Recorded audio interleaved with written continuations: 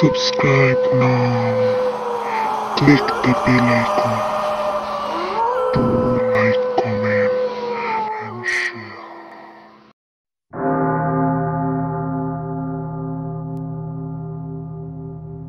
Hello viewers, আমি লামিয়া আপনাদের স্বাগতম জানাচ্ছি লামিয়া স্টোরি ল্যান্ড চ্যানেলে। আমরা আমাদের এই চ্যানেলে সকল ধরনের গল্প, উপন্যাস, সত্য ঘটনা, ছোট গল্প ও বিদেশি গল্পের অনুবাদ দিয়ে থাকি। সকল গল্পগুলো আপনারা চ্যানেলের প্লেলিস্টে পেয়ে যাবেন। আজ সকালে সোফি সেজেগুজে ফিটফাট হতে আগের দিনের তুলনায় অনেকটা বেশি সময় ব্যয় করল।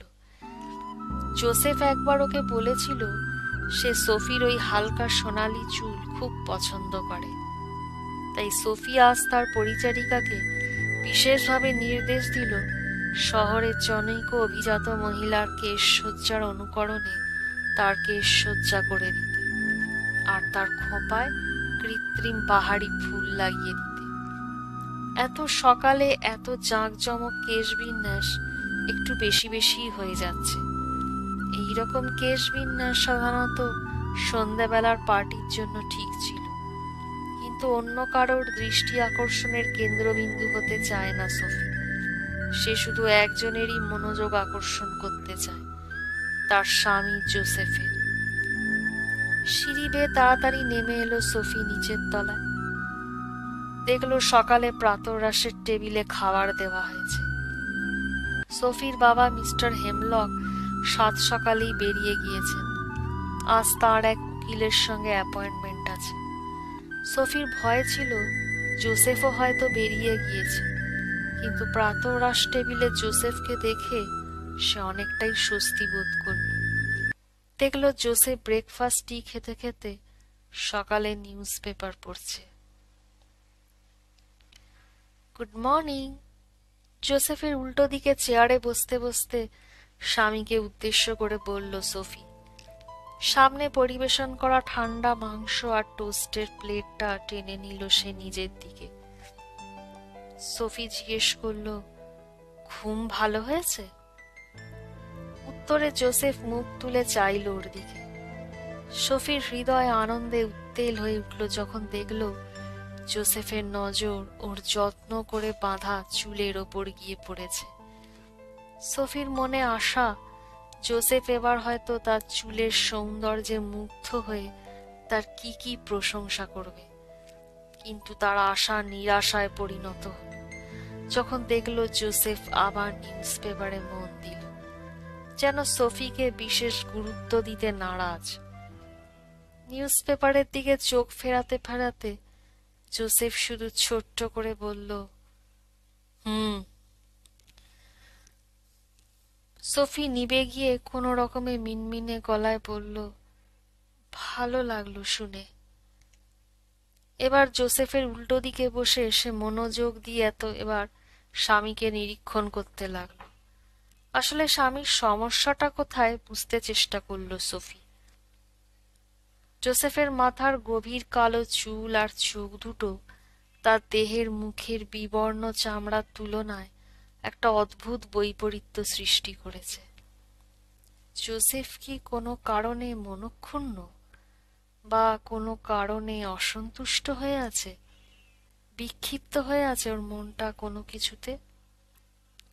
ওই গ্রিমলক, ওদের নর্থউডের সেই পুরনো ক্যাসেলের ভয়ঙ্কর পিশাচটা, যে শতাব্দী ব্যাপী ওদের পুরুষানুক্রমে ওই ক্যাসেলের গণ্ডির মধ্যে বেঁধে রেখেছিল, নর্থউড ছেড়ে পালিয়ে আসার সময় সে জোসেফকে মারাত্মকভাবে আহত করেছিল।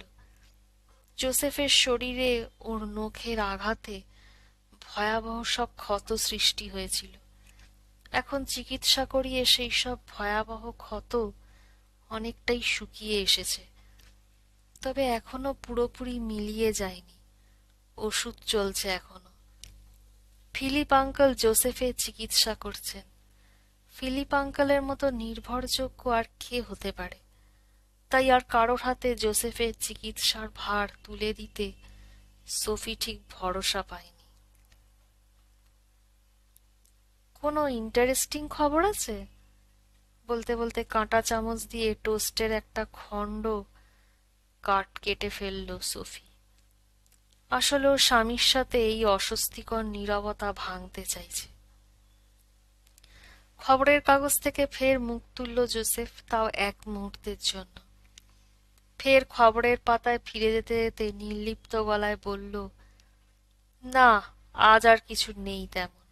একটা চুড়ি, একটা কেচ্ছা, আর একটা জায়গায় আগুন প্রায় ধরে যাচ্ছিল, কন্ট্রোলে আনা গেছে। ব্যাস এইটুকুই। সোফি বলল, যাক, অন্তত খারাপ খবরের থেকে এইসব সাদামাটা নিউজ অনেক ভালো। এবার জোসেফের দৃষ্টি নিউজ পেপার থেকে সরাসরি নিবদ্ধ হলো সোফির ওপর। ঠোঁটের গোড়ায় খেলে গেল এক টুকরো হাসি। বলল, ঠিকই বলেছ, আমারও এমনটাই মনে হয়। এরপর জোসেফ বিড়বিড় করে মনে হলো যেন কিছু বলল। কথাটা কি বলল সোফি কান পেতে শোনার চেষ্টা। ওর মনে হলো যদি ঠিক শুনে থাকে, সম্ভবত জোসেফ ওকে উদ্দেশ্য করে মনে মনে বলল, তোমাকে খুব সুন্দর দেখাচ্ছে। এই কথাটুকু শুনেই সোফির মুখ লজ্জায় রাঙা হয়ে উঠল। এমন ভাবে রাঙা হয়ে উঠল যে জোসেফের নজর থেকে নিজের লজ্জা কোনোভাবেই লুকিয়ে রাখতে পারল না সে। নিজেকে আড়াল করার চেষ্টা করল সোফি। জোসেফের হাসি, তার কথা, তার দু চোখের উষ্ণতা দেখে শুনে সোফি এমন আপ্লুত হয়ে পড়ল যে ওর মনে হলো বুঝিও ফিরে গেছে সেই দিনগুলো, গ্রিমলককে ধ্বংস করার আগে, যখন তার প্রতি জোসেফ তার আবেগ, ভালোবাসা অকৃপণ ভাবে প্রকাশ করেছিল। জোসেফ হয়তো আরো কিছু বলতে যাচ্ছিল, হঠাৎ এই সময় ওপরতলায় একটা দরজা খুব জোর শব্দ করে খুলে গেল। পরক্ষণেই সোফির ছোট ভাইয়ের গলায় একটা বিকট হাসির শব্দ, আর তারপরই তার গভর্নেসের তীব্র তিরস্কার কানে এলো ওদের। শব্দগুলো যেন জোসেফ আর সোফির মধ্যে একটু আগে একটু একটু করে জমে ওঠা সকালের রোমান্সটাকে ছুরি দিয়ে কাটার মতো কেটে ফেলল। জোসেফের মনোযোগ আবার ফিরে গেল হাতে ধরা নিউজ পেপারটার দিকে। ফের তাকে আগের মতোই উদাসীন দেখাতে লাগলো। এখন এমন ভাবে আবার খবরের কাগজে মন দিল যেন সোফিকে দেখেইনি সে। ভেতরে ভেতরে একরাশ নৈরাশ্যে ভেঙে পড়ল সোফি। সেও ফের ব্রেকফাস্টের প্লেটে মন দিল। কি হয়েছে আসলে জোসেফের? ভালো করে আজকাল স্বতঃস্ফূর্ত ভাবে তার দিকে তাকায় না, কথাও বলে না। ও কি তার জন্য কোনোভাবে অসুখী, নাকি ও নিজের এই ক্যাসেলটার কথা মনে পড়ে কষ্ট লাগে? সোফিও চায় যত তাড়াতাড়ি সম্ভব একটা ভালো বাড়ি দেখে উঠে যেতে। বিয়ের পর মেয়ে জামাই বাপের বাড়িতে এসে দিনের পর দিন পড়ে থাকলে সেটা সত্যি কেমন একটু দৃষ্টিকটু লাগে। হয়তো সেজন্যই জোসেফ মনের দিক দিয়ে ঠিক নেই। সোফি মনে মনে ভাবল, আচ্ছা, ও কি ইতিমধ্যে কোথাও ভালো বাড়ি টাড়ি দেখেছে? তাহলে সেটা এখনো আমাকে জানাচ্ছে না কেন? মাথায় এরকম একরাশ ভাবনা নিয়ে সোফি এমন একরকম ভাবে সামনে বসা জোসেফের দিকে চেয়ে রইল যেন জোসেফ এক অপরিচিত মানুষ, অথচ মাত্র 3 সপ্তাহ হয়েছে ওদের বিয়ে হয়েছে। প্রথম কয়েকটা দিন কেটেছে শুধু রহস্য আর মিথ্যের আড়ালে। নর্থউড ক্যাসেল ধ্বংস হয়ে যাবার পর শুধু জোসেফ কয়েকটা রাত ওকে খুব আবেগ ভরে চুম্বন করেছিল। অনেক রাত পর্যন্ত জেগে জেগে খুনসুটি করেছিল ওরা। কিন্তু এ বাড়িতে আসার পর থেকে জোসেফ কিরকম যেন অন্যরকম হয়ে গিয়েছে। মনের মধ্যে এর জন্য হাজারো কারণ খুঁজতে থাকে সোফি। হয়তো জোসেফ এই ব্যস্ত শহুরে জীবনে অভ্যস্ত নয়, তাই ওর ঠিক ভালো লাগছে না এই বাড়িতে। তাছাড়া গ্রিমলকের হাতেও মারাত্মকভাবে আহত হয়েছিল, এখনো পুরোপুরি সেরে ওঠেনি। কিংবা এটাও হতে পারে হয়তো রোজ আন্টির মৃত্যুটা ওকে ভেতরে ভেতরে আঘাত করেছে। গ্যারেথ কাকা আর তার মেয়ে এলিস দীর্ঘদিন ওদের কাছে নেই, তাই হয়তো জোসেফের মন মেজাজ ঠিক নেই। গ্যারেথ কাকা আর এলিস, ওরাই তো এক কথায় সবচেয়ে আপনজন জোসেফের। কিন্তু এ বাড়িতে আসবার সময় তো জোসেফের ভেতর কোনো শোক তাপের ছায়া দেখেনি সোফি। তাহলে আজ ইদানিং হঠাৎ? সোফি আরো তলিয়ে কারণ খুঁজতে লাগলো। হতে পারে তাদের এই বাড়িটা, বা হয়তো সে নিজেই এর জন্য দায়ী। তুমি বোকা সোফি, হঠাৎ নিজেই নিজেকে মনে মনে শাসন করে বলে উঠল সোফি। তুমি কি করে ভাবলে জোসেফ তোমাকে ভালোবাসবে? বিয়েটা তো এক প্রকার হঠাৎ করেই হয়েছিল, কেউ কাউকে ভালো করে না জেনে শুনেই একরকম তড়িঘড়ি বিয়েটা হয়ে গিয়েছিল। আর এর ফল কখনোই ভালো হতেই পারে না। স্রেফ নিজের পরিবারকে বাঁচাতে গ্রিমলকের কাছে কাউকে উৎসর্গ করার প্রয়োজন ছিল জোসেফের, আর এর জন্য ওর কাউকে না কাউকে বিয়ে করাটা খুব জরুরি ছিল। যাকে সে স্ত্রী হিসেবে বাড়িতে তুলবে তাকেই উৎসর্গ করতে হবে গ্রিমলকের কাছে। আর এজন্যই সে তোমায় বিয়ে করেছিল। কিন্তু ও সেই বংশগত অভিশাপ থেকে মুক্ত, তাই এখন তার কাছে তোমার প্রয়োজনও ফুরিয়েছে। আমাদের এখন কোথায় উঠে যাওয়া উচিত বলে তুমি মনে করো? কথাগুলো আপনা থেকেই সোফির মুখ দিয়ে বেরিয়ে এলো।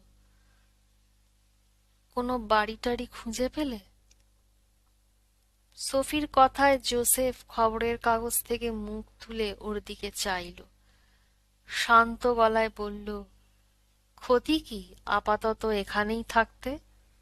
তোমার বাবা যতদিন চাইবেন ততদিন আমরা এখানেই থেকে যাব। মুহূর্তের জন্য সোফির হাত থেকে কাঁটা চামচটা পড়ে গিয়েছিল প্লেটের ওপর। ফের সেটা এমনভাবে শক্ত মুঠিতে আঁকড়ে ধরল সোফি যে ওর হাতের শিরাগুলো টনটন করে উঠল ব্যথায়। বলল, ওহ, আমি ভাবছিলাম। এই পর্যন্ত বলে থেমে গেল সে। জোসেফ তার হাতের খবরের কাগজখানা ভাঁজ করে একপাশে রেখে দিল। তারপর সোফির দিকে ঝুঁকে পড়ে একই রকম শান্ত গলায় বলল, বলো, থামলে কেন? সোফি এবার আমতা আমতা করে বলল, মা, ভাবছিলাম একটা নতুন বাড়ি টাড়ি দেখলে ভালো হয়, আমাদের নিজেদের বাড়ি। জোসেফ কেমন একরকম অদ্ভুত দৃষ্টিতে এবার চেয়ে রইল সোফির দিকে।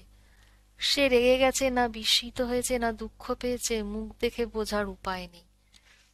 স্বামীর নীরব ঠান্ডা চাহনি দেখে সোফি ঘাবড়ে গেল। ওর মনে হতে লাগলো ও কিছু ভুল বলে ফেলেনি তো। একসময় ওকে খানিক স্বস্তি দিয়ে এবার জোসেফ বলে উঠল, বেশ, তুমি যা বলবে। সোফির তবু মনে হতে লাগলো জোসেফ কি কোনোভাবে বিরক্ত হয়েছে ওর ওপর? সে কি এমন কিছু বলে ফেলেছে যা তার বলা ঠিক হয়নি? ভেতরের অস্বস্তিটাকে দূর করতে সোফি আরো কিছু বলতে যাচ্ছিল। ঠিক এই সময় ওদের হাউসকিপার মেয়েটি প্রবেশ করলো ডাইনিং রুমে, হাতে একখানা সাদা খামের মতো কিছু একটা নিয়ে। ওদের কাছে মাফ চেয়ে নিয়ে মেয়েটি বলল, একটা চিঠি এসেছে স্যার, সকালের ডাকে। ভ্রু দুটো এবার কুঁচকে উঠল জোসেফের। হাউসকিপার মেয়েটির হাত থেকে খামটা নিতে নিতে তাকে একটু চিন্তিত দেখালো। মেয়েটি চলে গেলে জোসেফ খামটা খুলে চিঠিটা বের করে পড়তে লাগলো। সোফি লক্ষ্য করল পড়তে পড়তে জোসেফের চোয়াল শক্ত হয়ে উঠেছে, ভ্রু দুটো কুঞ্চিত হয়ে উঠেছে কি এক দুর্ভাবনায়। সোফি বুঝতে পারল না ওই চিঠিতে কি লেখা আছে, কিন্তু দূর থেকে মনে হলো যেন খুব সংক্ষেপে কয়েকটা কথা লেখা আছে। চিঠিটা বার দুয়েক পড়ে জোসেফ সেটি টেবিলের ওপর রেখে দিল। তারপর দু হাতে চিবুক গুঁজে গভীরভাবে কিছু যেন ভাবতে লাগলো। সোফি কিছু না বলে শুধু অপেক্ষা করতে লাগলো তার স্বামী কি বলে তা শোনার অধীর আগ্রহে। এক সময় কেটে কেটে জোসেফ বলতে শুরু করল, সোফি, সোফি, আজকের সবচেয়ে খারাপ খবর এসেছে আমাদের জন্য। তার কণ্ঠস্বরে এমন একটা শীতল ছোঁয়া টের পেল সোফি যে ওর শির দ্বারা পেয়ে যেন একটা কনকনে বরফ স্রোত নেমে গেল। জোসেফ এবার টেবিলে রাখা চিঠিটা সোফির দিকে এগিয়ে দিতে দিতে বলল, পড়ো, তোমারও জানা উচিত ব্যাপারটা। জোসেফের কণ্ঠস্বরে একটা কঠিন ভাব স্পষ্ট টের পেল সোফি। কাঁপা কাঁপা হাতে চিঠিটা টেনে নিল নিজের হাতে। বড় চিঠি নয়, সামান্য কয়েক ছত্র লেখা, কিন্তু বেশ যত্ন নিয়ে লেখা। প্রত্যেকটা লাইনে রয়েছে আতঙ্ক। সোফির মনে হলো ওর নিঃশ্বাস যেন রুদ্ধ হয়ে আসছে। বিস্ফারিত চোখে চেয়ে রইল লেখাগুলোর দিকে। চিঠিতে লেখা, জোসেফ, ওটা মরেনি। নর্থউডের আগুন থেকে বেঁচে গিয়েছে গ্রিমলক। এখন ওটা এলিসের ভেতর রয়েছে। কেনসিংটনে রয়েছি এখন আমরা। তোমার সাহায্য খুব দরকার আমার। মাফ করো, পারলে যত তাড়াতাড়ি সম্ভব এসো। তোমার গ্যারেথ কাকা। চিঠির নিচে ছোট ছোট করে লেখা কেনসিংটনের বাড়ির ঠিকানা।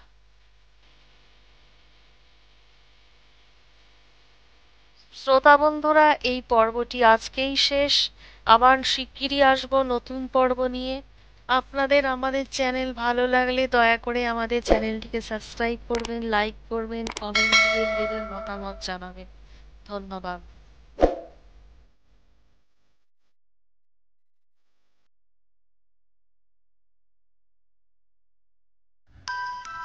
গল্পটি শোনার জন্য আপনাদের সবাইকে অসংখ্য ধন্যবাদ।